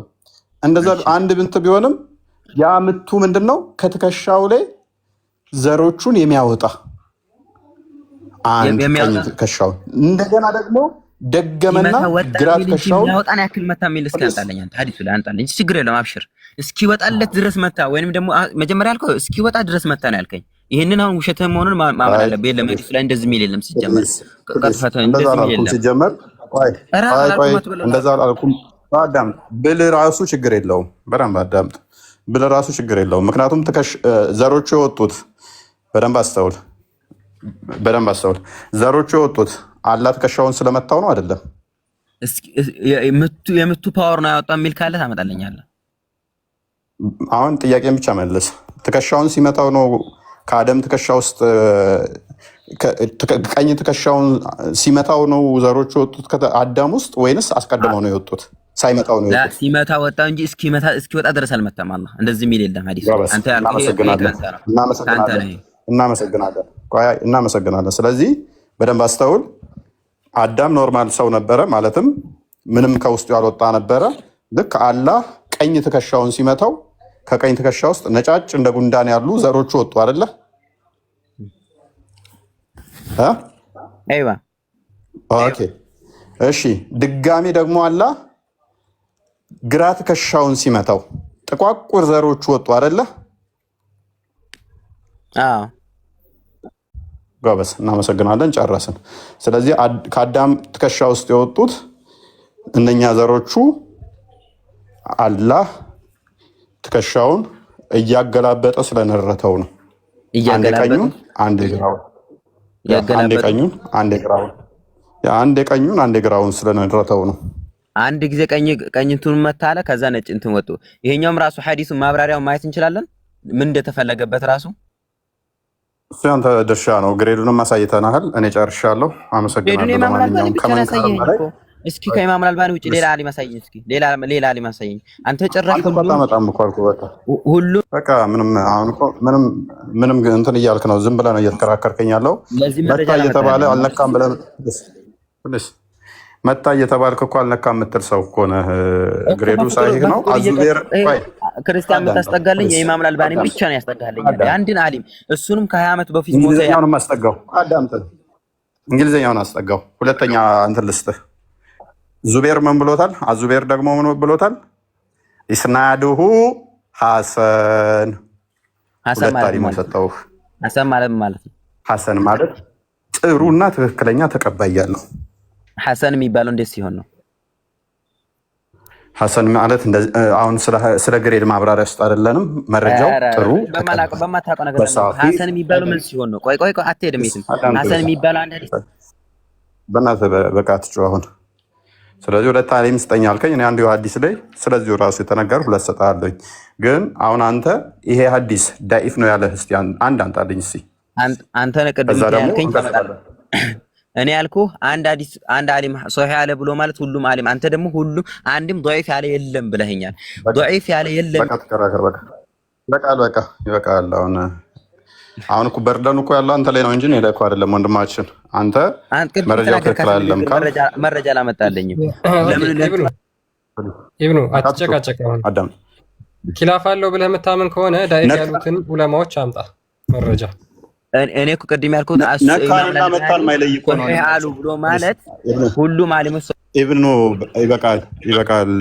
አንተ እኮ መታ የሚል መረጃ እያመጣሁልህ እኮ አልነካም የምትለኝ እኮ መታው ነው እንጂ የሚለው ነካው አይልም እኮ እያልከኝ እኮ ነው እያለ ሰው። አሁን አንተ ደግሞ ያልከኝ ነካ የሚል እመጣለሁ ዋሽተሃል፣ ግን አላመጣም ነካ የሚል የእውቀት መጠንህን እኮ በቃ በዛችሁ ላይ እኮ ማየት እንችላለን። ምክንያቱም አንድ ሰውዬ በጥፊ ቢያጠናግርህ አልነካኝም ግን መቶኛል። ምን አይነት የሰው ልጅ በጥፊ መታው በጥፊ ማለት በምንም መታው ከተባለ ይበቃል። ኢብኑ ይበቃል። ከመጀመሪያው ጀምሮ ነበር ስትዋሽ የነበረው ኢብኑ ራሱ ምንድነው? ሱራ 112 ሱረቱል ኢኽላስን በምን ምክንያት ነው የወረደው የሚለውን ስትጠየቅ እሱ አይ የወረደበት ምክንያት ዳኢፍ ነው አልክ። የወረደበት ምክንያት እንኳን ምን እንደሆነ ገና አላወቀውም ማለት ነው። ዳኢፍ ነው ላምጣልህ፣ እስከነ ሐዲሱ ላምጣልህ። ዳኢፍ መሆኑንም ልጠቆምልህ ኪታብ እዚህ አንድ እንደዛ ከሆነ በጣም ጥሩ። ከአራት ከአምስት በትንሹን የአራት አምስት ሳሂህ ያሉትን እሰጥሃለሁ። ከእነሱ ጋር ቀጥታ ትላተማለህ ማለት ነው። ምን ላተማለህ? 50 ሊል ይችላል። አንድ ሁለት አይደለም 50 ሊል ይችላል። ስለዚህ እስልምናችሁ የተገነባው ማን ነው? እከሌ ዳኢፍ ባለው፣ እከሌ ሳሂህ ባለው፣ እከሌ ሲፈልግ ሐሰን ይለዋል፣ እከሌ ልክ ነው ይለዋል፣ እከሌ ተሳስቷል ይለዋል ማለት ነው። ስለዚህ ቆይ አንተ የትኛው ነው የምትቀበለው? ሐዲሱ ነው ልክ? ዳኢፉ ነው ልክ? ሶሒህ ነው። ዳኢፉ ማንም እስልምና ላይ ዳኢፍ ነው ይቀበላል የሚባል አንድ መረጃ የለም። ማንም ሰው ዳኢፍ ነው ከተባለ ሳሂህ ያሉት አሉ፣ ሳሂህ ከተባለ ያልጸደቀ ማለት ማንም ይቀበል የለም እኮ። አንተ ዳኢፍ ያሉትን ነው የምትቀበለው ወይ ሳሂህ ያሉትን ነው? ማንም ዳኢፍ ያሉት የእነሱ መረጃቸው ትክክል ከሆነ ሐዲሱን ሰንሰለቱ ታይቶ ነው። ሰንሰለቱ ይታየና ዳኢፍ የሚለው ከሆነ ሳሂህ የሚሉት ሰንሰለቱን ሳይመለከቱ ነው። ተመልክቶት የነሱ የተመለኩበት መንገድ የተሳሳተ ሊሆን ይችላል። ሶሒህ ያሉበት መንገድ በደንብ አዳምጡ። እንግዲህ በደንብ አዳምጡ። አንድ ናሬሽን ላይ አንዱ ሙስሊም አንዱ ዑለማ ሌላ እይታ ይኖረዋል፣ አንዱ ዑለማ ሌላ እይታ ይኖረዋል። እስልምና የተገነባው በምንድን ነው? በሰዎች ሐሳብ በሰዎች አሰራር ነው ማለት ነው። አይደለም ሲደብራቸው ይሄማ ሳሂህ ዳኢፍ ነው መልካት ተስራብ ሲደብራቸው ደስ ሳይላቸው፣ አዎ እንደዛ ባይሆን አንዱ ሳሂህ ያለውን አንዱ ዳኢፍ ሊለው አይችልም። አንደኛው ልክ አይደለም ያለው አንዱ ልክ ነው ሊል ይችላል።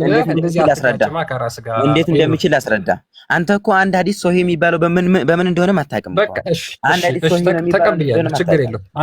አንተ በጣም ጎበዝ ነህ ታውቃለህ። በቃ አንድ ጥያቄ ብቻ ልጠይቅህ።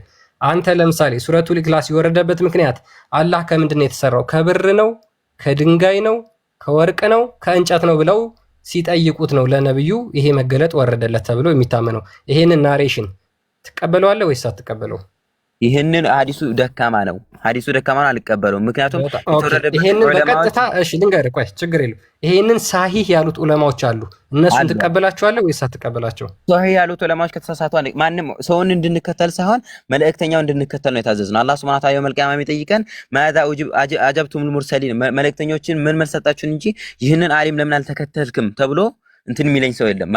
አላህ ሱብሓነሁ ወተዓላ ነገ የሚጠይቀኝ ዓሊምን ይህንን ዓሊም ለምን አልተከተልኩም ብሎ ሳይሆን መልእክተኛው ለምን አልተከተልኩም ብሎ የሚጠይቀኝ። የምትቀበለው መልእክተኛው የተናገረው ወይም ደግሞ ትክክለኛ እሱ ቁርአን አንቀጽ የወረደበት ምክንያት ትክክለኛው ብለህ የምታምነው አንተ የትኛውን ነው? እሱ አሁን ለምሳሌ ማለት ነው ይኸው መላሴ አትጡብኝ የሚለው ለምሳሌ ኢማሙ አልባኒ ሶሒህ ያሉበት አሁን አንድን ሐዲስ ኢማሙ አልባኒ ሶሒህ ሊሉት ይችላል። እኔ በእናትህ ስለሌሎች ሐዲስ ማብራሪያዎች አይደለም እኔ ማብራሪያ ለምሳሌ ስለሌሎች ሐዲስ ማብራሪያዎች አይደለም። ስለዚህ ስለ ሱረቱል ኢኽላስ ብቻ ነው የጠየቀው። ስለዚህ ሱረቱል ኢኽላስ ኮሌ ነግረህ እኮ ታዲያ አሁን አንተ ችግር የለውም። አንተ እሱን ወረደበት ብለው የተናገሩት አሉ አይደለ? ወረደበት ብለው የተናገሩት አንዱ ዳኢፍ ነው ብሎታል፣ አንዱ ሳሂህ ነው ብሎታል አልክ።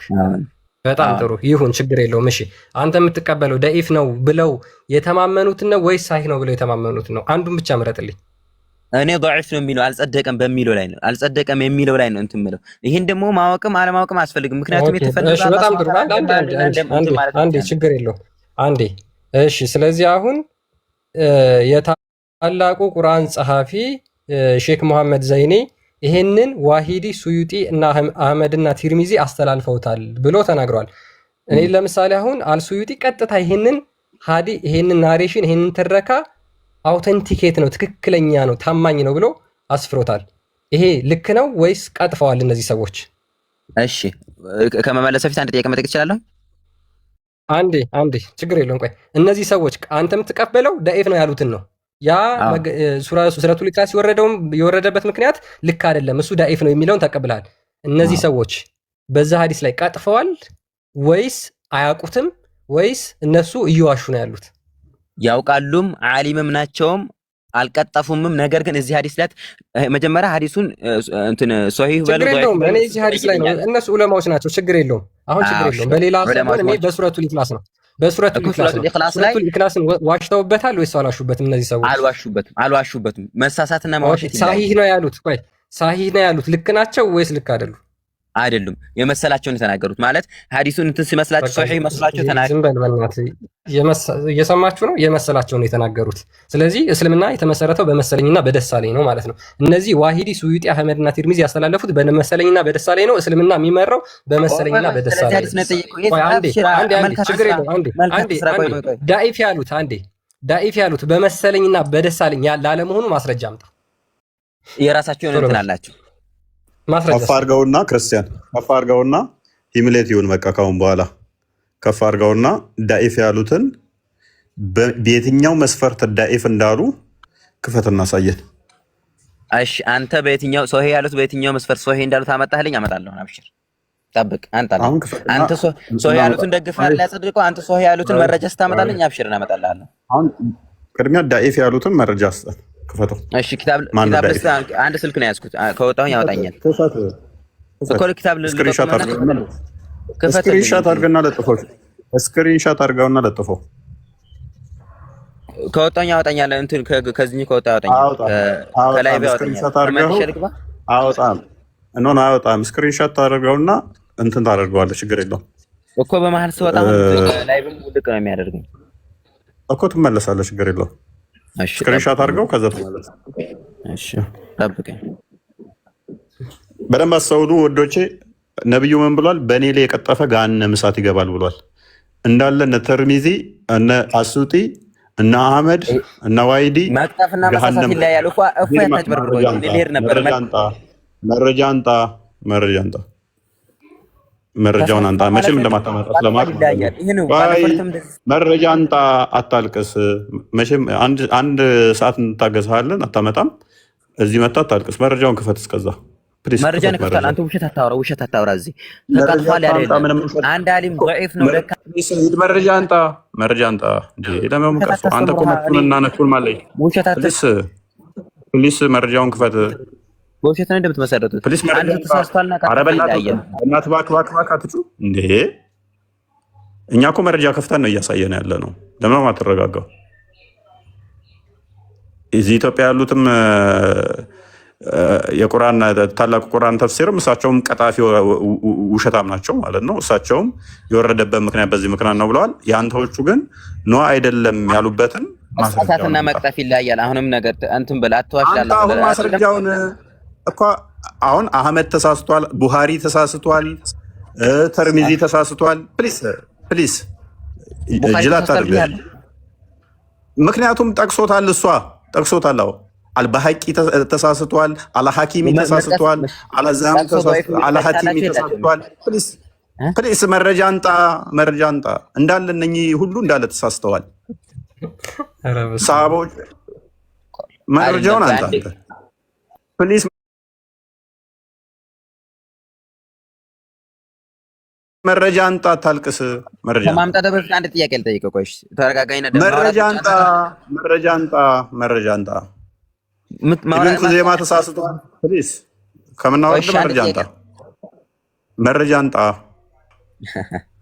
እሺ ችግር የለም። መረጃ አንጣ። ጥሩ ነበር። መሳሳትና መቅጣፍ ይለያያል። አሁንም ቢሆን እንገር ለሌሎቹ ብለህ ባይሆንም ለሌሎቹ ከስሩን በቃ በደንብ አስተውሉ። ኢማም አህመድ ተሳስቷል ነው ያለን። ቡሃሪ ተሳስቷል ነው ያለን። ትርሚዚ ተሳስቷል ነው ያለን። ኢብን ጀሪር ተሳስቷል ነው ያለን። ኢብን ኩዘይማ ተሳስቷል ነው ያለን። ኢብን ሐተሚ ተሳስቷል ነው ያለን። በደንብ አስተውሉ። በጋዊ ተሳስቷል ነው ያለን። እነኚህ ማአት ተሳስተዋል ነው ያለን። ምንድን ነው ያሉት? ኦተንቲኬትድ ሰሒህ ነው እና አልባሃቂ እነኚህ ሁሉ ማለት ነው። እነኚህ ደግሞ አሉ የሚባሉ የእስልምና ስኮላሮች እና ሊቆች የአዲስ እንትኖች ናቸው፣ ሰብሳቢዎች ናቸው። የአዲስ ሰብሳቢም እንትን ያሉም ናቸው። ምንድን ነው የምታወሩት?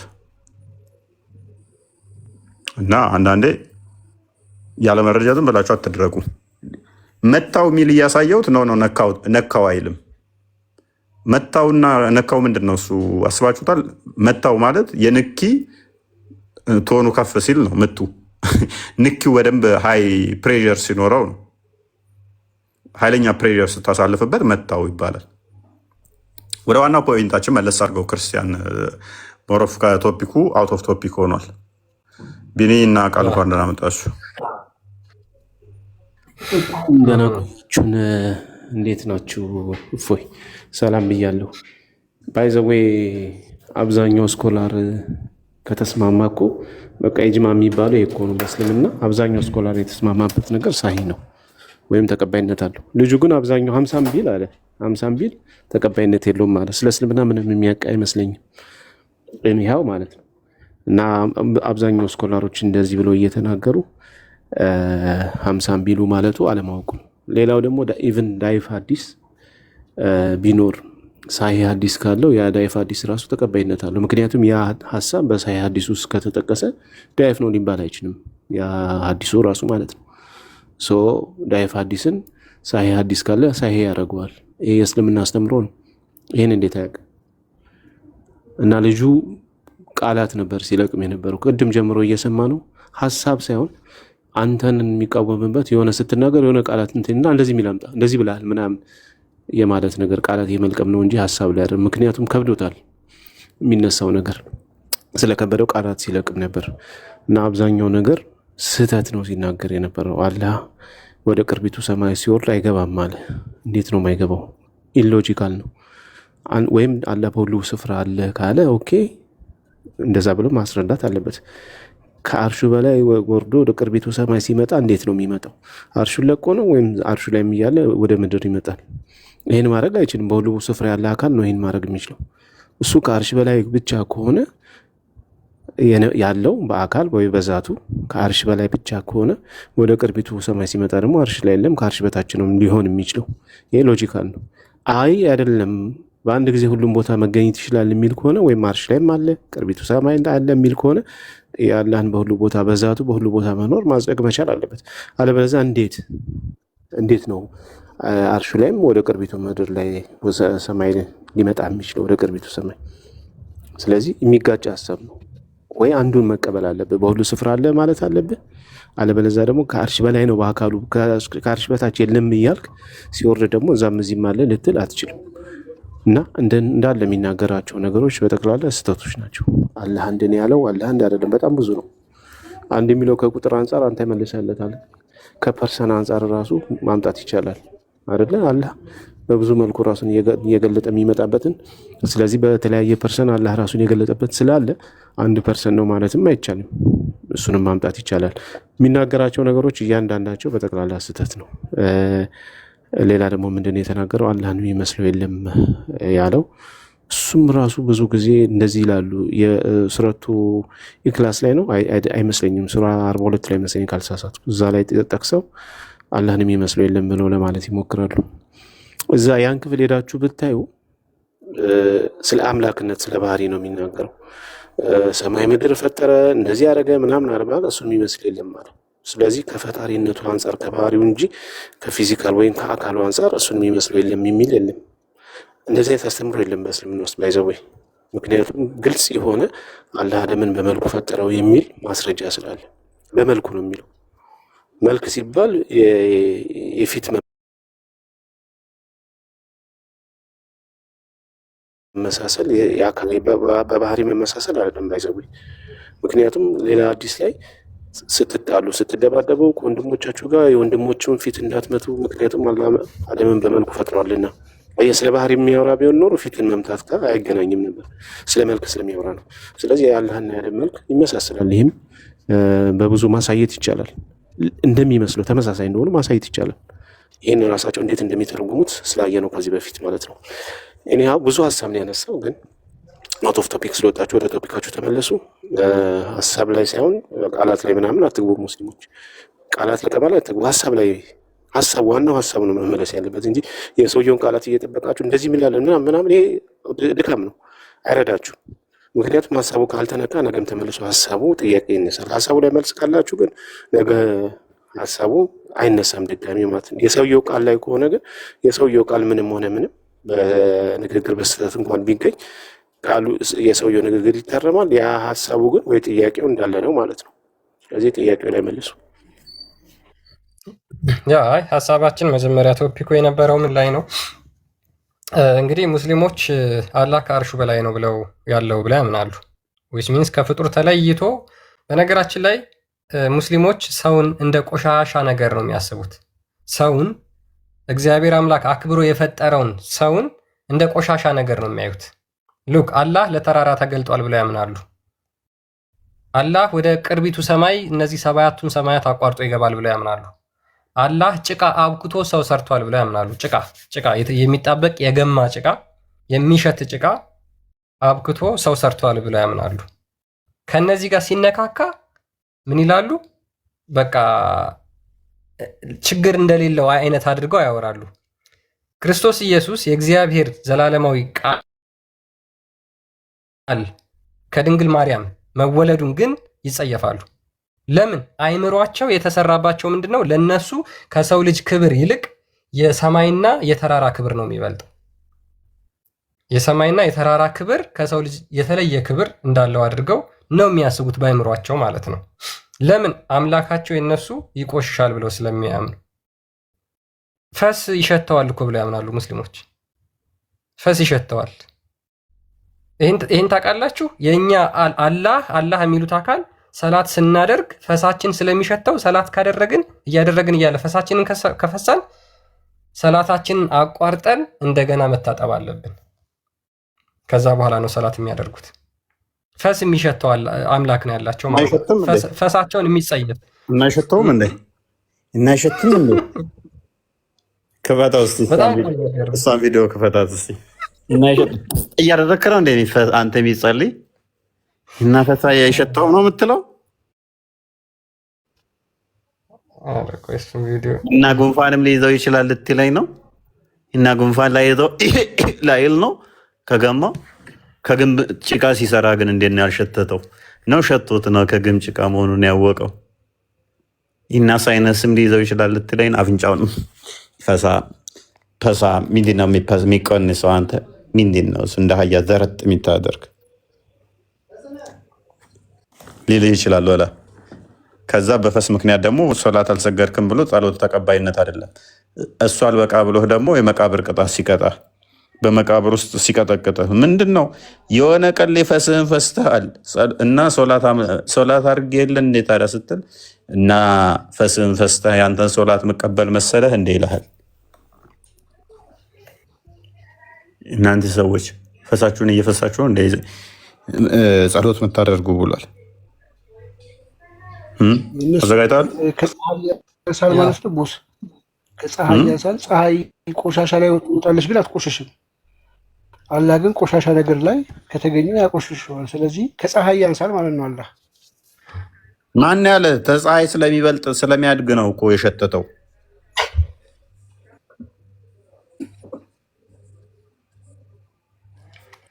አምላካቸውን በጣም ነው የሚገርመው።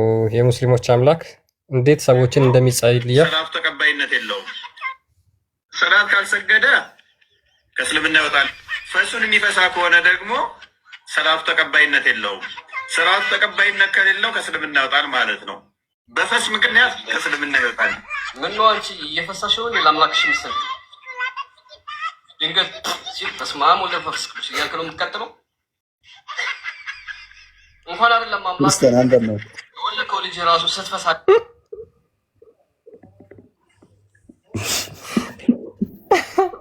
አምላክ እና የወለድከው አምላክ ራሱ ፈሳ ጥሎ ይሄዳል፣ ይወጣል፣ ይሸሻል አለ። አምላክህም ጥሎ ይሸሻል ፈስህን ከፈሰ። ጸሎትን አይሰማም አባቴ። ቀጥል።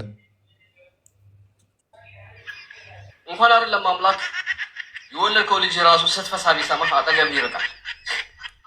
ምን አለ? እንኳን አይደለም አምላክህ የወለድከው ልጅ ስትፈሳ ቢሰማ ካንተ ይርቃል አለ። እንዴ አምላክ እኮ ከፈስ በላይ እኮ ይችለናል። በነገራችን ላይ አይሰማም ማለት ነው። ኃጢአታችንን የተሸከመ አንተ ስንት ወንጀላችንን አይሰማም ማለት ነው። አላህ እንግዲህ ቢሆን ነው ስንት ኃጢአታችንን የተሸከመ አምላክ እያለን አስባችሁታል? ፈስተሃል ብሎ ሲሸሸን በሱ ላይ ቀጣፊውን ስንቱን ተሸክሞ ኢቨን የሚሰድበውን ችሎ ፀሐይና ዝናብ እያወጣለት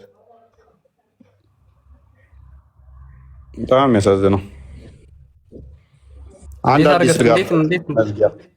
አንድ አዲስ ልጋብዛችሁ መዝጊያ በዚሁ ላይ ሳይ አልቡካሪ 44:5 ክፈተው። ቡኻሪ 44:5 445 ወይ የሙስሊሞች ከተራ ፍጡር የማይሻል አምላክ፣ ከተራ ፍጡር ከህፃን ልጅ የማይሻል አምላክ። ኦኬ ቡኻሪ 445 ላይ እንደዚህ ይላል። አቡ ሁረይራ እንደተረከው ይልና ሜሴንጀር ኦፍ አላህ ሰይድ አላህ መልክተኛ እንደዚህ አለ ዘ ኤንጅልስ keep on asking Allah's forgiveness for any one of you as long as he is at his musalla and he does not pass the wind። ምን አለ? የአላህ መልእክተኛ እንደዚህ አለ፣ መላእክቶች እናንተ ጸሎት ላይ በቆማችሁ ጊዜ ፈሳችሁን እስካልፈሳችሁ ድረስ ጸሎት ይለምኑላችኋል። አላህን መላእክቶች የሚለምኑላቸው ፈሳቸውን እስካልፈሱ ድረስ ነው። ምልጃም ያቀርቡላችሁ መላእክቶች። ጸሎት ላይ ሆናችሁ ድንገት ውስጥ ካደረጋችሁ መላእክቶች አይለምኑላችሁም፣ ይቀየሟችኋል፣ ይደብራችኋል።